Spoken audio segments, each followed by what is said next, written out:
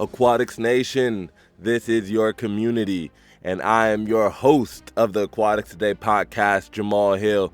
So strap in, whether you're on your way to work or you're already there. Let's get inspired. Let's get it going. Aquatics Nation, good morning. Happy Tuesday. It is Tuesday, April the 5th, and you are live in the place that you need to be. Welcome to the Aquatics Today Podcast. Today's episode is all about necessary lifeguard qualities. It is that time of the year. Summer is around the corner. Spring is in full effect. And guess what? Those watering holes, those natural bodies waters, those neighborhood pools, they're opening up very soon. And hey, we need lifeguards to man those waters. So this is everything you need to know as you look into those lifeguards, what qualities you should be looking for. Quick reminder, the Aquatics Equity Summit is going down April 20th. That's right, April 20th. We are less than, oh my God, Aquatics Nation, we are less than 3 weeks away from the Aquatics Equity Summit hosted by Aquatics Today. We've got 6 amazing speakers from DEI, that is Diversity, Equity, and Inclusion Directors of USA Swimming, the Red Cross. We have representatives from the United Nations, gold medal Olympic water polo players, gold medal Paralympic swimmers. We've got some of the world's best executive directors when it comes to literally diversity in aquatics. And that is just the live show, ladies and gentlemen. After the show, guess what? There's going to be an opportunity to get access to the All Access Pass. With that pass, you not only have the recording of the show, but you're going to get all the bonus interviews, discussions, and hot topic questions that we just did not have time to include in the show. So make sure that you go to www.aquaticsequity.com. Yeah, that's aquaticsequity.com now to learn more. Today's episode is brought to you by podstatus.com.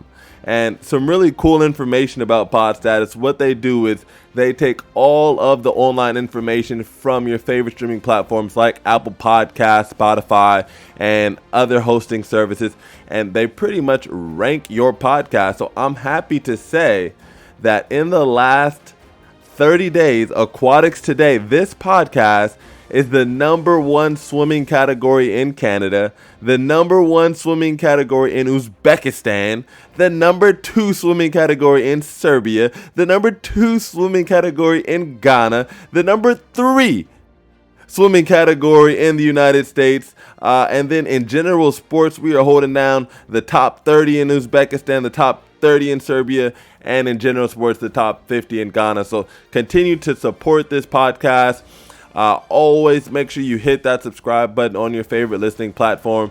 And hey, Aquatics Nation, if you are enjoying it, leave us a review and share this bad boy because that is ultimately what we're here for. As I said, today's inspirational quote is brought to you by PodStatus. Let's get into that quote. Any fool can criticize, condemn, and complain, and most fools do. But it takes character and self-control to be understanding and forgiving. That's by our friend Dale Carnegie and his most famous book, How to Win Friends and Influence People. Let me share with you guys a little personal story as we walk into today's topic. You guys know by now, my first job was a lifeguard, and boy, did I love it. Look, I looked forward to work every single day. Each and every day I was at that pool, I felt like I was a part of the community. And what was really interesting, Aquatics Nation, is that I was the kid from across the tracks, literally. I was the kid from across town. I was going about in Southern California, in Los Angeles County, about 15 miles to work from the west side all the way to the east side to a predominantly Hispanic community. And hey, my Spanglish is good, but my Spanish is not fluent.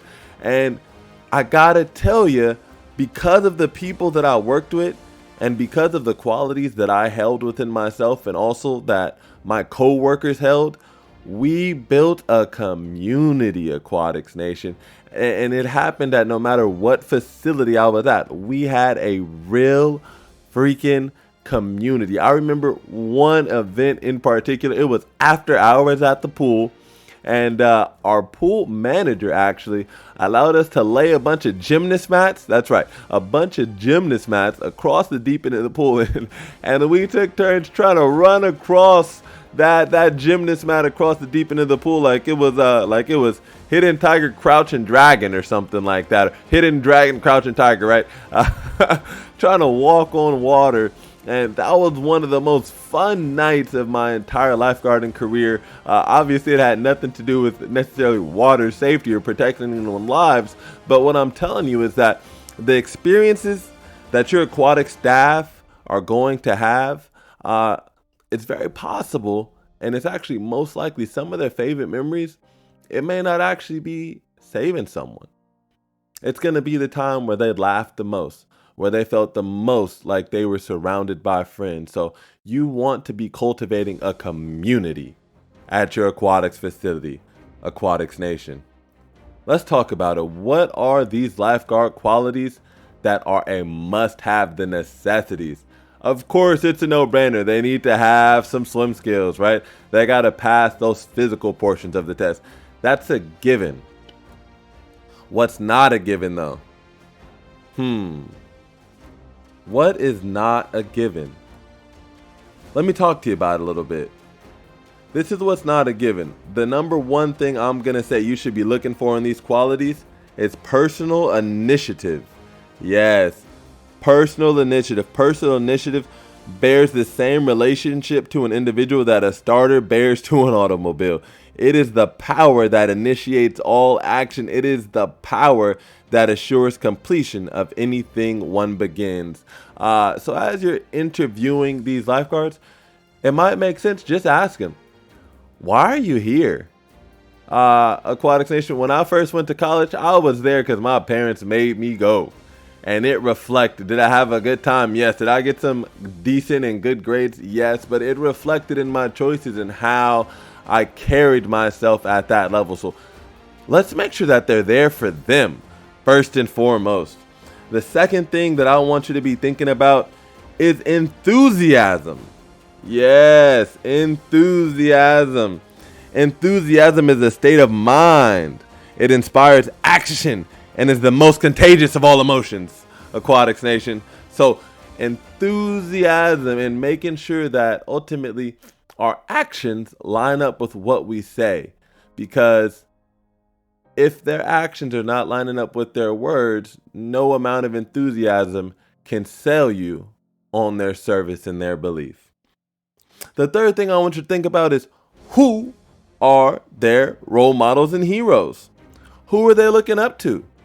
Right? Because that's going to start to let you know internally who they would like to model their behavior behind. And I'm not telling you to pass judgment on anybody and say, you know what, I don't like that historical figure.